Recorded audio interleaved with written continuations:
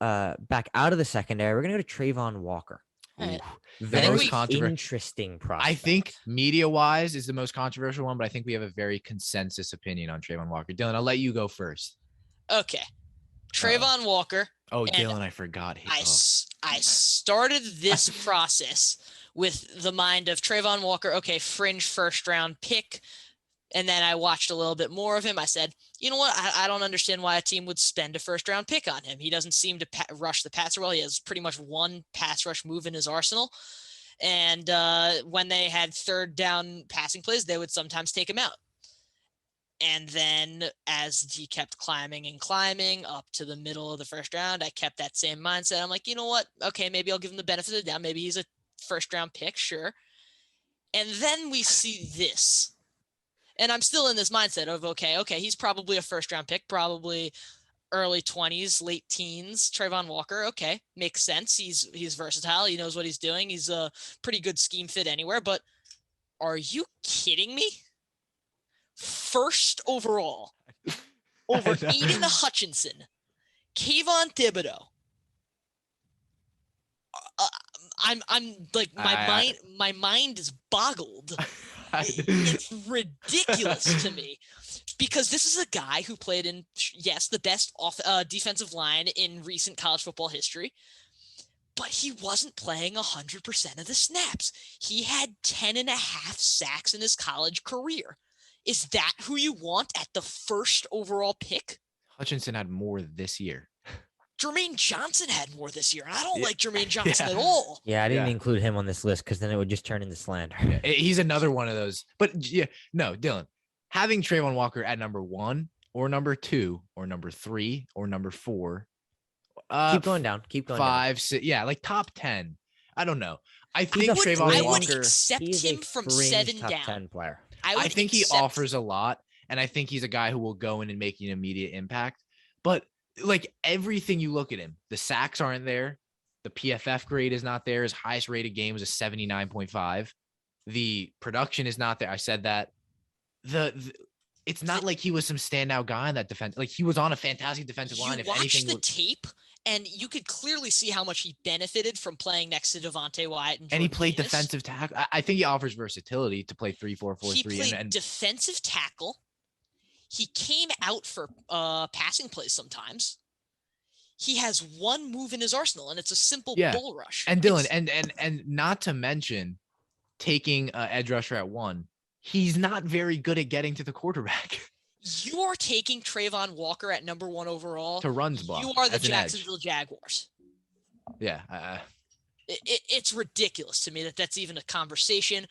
I haven't even said what I think. Overrated. Very clear. Yeah, overrated. Sorry, okay. we forgot. Yeah. We got so overrated. Charlie. Is he a good player? Sure. Yeah. Is he a top 5 player? Are you out of your mind? And the argument, not even now, is he the best player? Like that's where we've gone to. Absolutely not. I'm telling you that if I'm like, say I'm Philadelphia and I'm looking for an edge rusher, I'd rather have. I would rather have Ojabo. I'd rather have Boye Mafe. I'd rather have Arnold TK. I don't know how to say his name. I don't know about that. Okay. Well, like that's a little, but Charlie. Yeah, what do you think, Charlie? So I'm gonna play devil's advocate for just a minute, and I think you need to. I'm gonna do it just to see if I can get anything across to change your mind, just even a little bit. I know I'm not gonna change it fully, but I mean he's a run stopper. He's not a pass rusher. But That's why he comes out on passing downs. I hate to interrupt you here because I do want to hear what you have to say, but with the first, second, and third overall pick, you want to take a one-dimensional run stopper and an edge. It's different. Maybe if he's a dominant defensive tackle who's good at run stopping, but an edge. So here's where you're wrong, though, Dylan. You said he's one-dimensional. He's so clearly not a one-dimensional player. He played 2 sports in high school. That doesn't mean anything. One-dimensional in terms of I think Dylan means one-dimensional in terms of what he can do against an offensive lineman. Yeah, he is not a threatening pass rusher. Yeah. Okay. That's it. But he has times where he can be. He has times where he can get to the quarterback. We've seen it a few times, 10.5.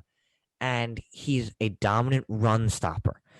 He'll be a one-way player. He'll come off the field on passing downs, but NFL teams most of the time are deep enough to accommodate for that.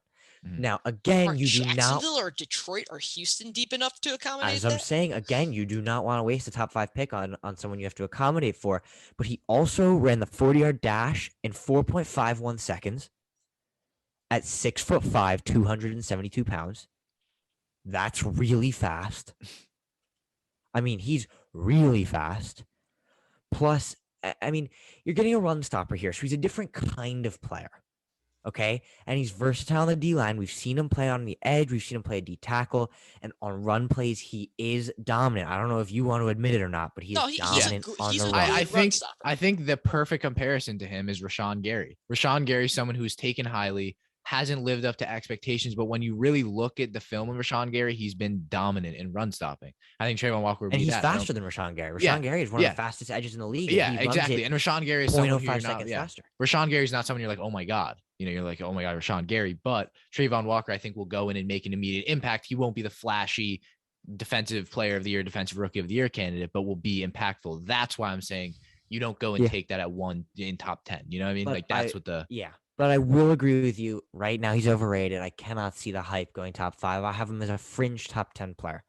I think that's the right spot for him, being a run-stopping edge rusher. But I think I will have to agree. He is an overrated player, great tackler, great run stopper, but not my not bread and butter at 5. Yeah, I do apologize for over exaggerating. Of course, I wouldn't take Arnold. I don't want to try again. Or Boye Mafe ahead of him, as much as I do like Boye Mafe. But just to get my general point across, you don't take a guy like that in the top 5 picks. You have so many players that you can have. You could have Kyle Hamilton. You could have the best 2 edges in the class. You can have Derek Stingley, Sauce Gardner. You could take Drake London. At number 1, you can have anybody you want. You could have whoever you want, and he is just not close. Yeah, I mean, who's next, Charlie? I think the biggest thing he brings to a defense is the just closing speed. Yeah, I mean, if you're playing against someone like Lamar Jackson, he's not going to run away from Lamar Jackson so easily. Lamar's not going to run away from him so easily. 4.51 speed, that's perfect for a QB spy. That's fast. That's perfect for a spy. Yep. I mean, I know he's not going to be necessarily in on passing downs, but if he's a run stopper, he's going to be containing the quarterback. He's scary. Quarterbacks don't want to scramble against him. Yep. So. All right.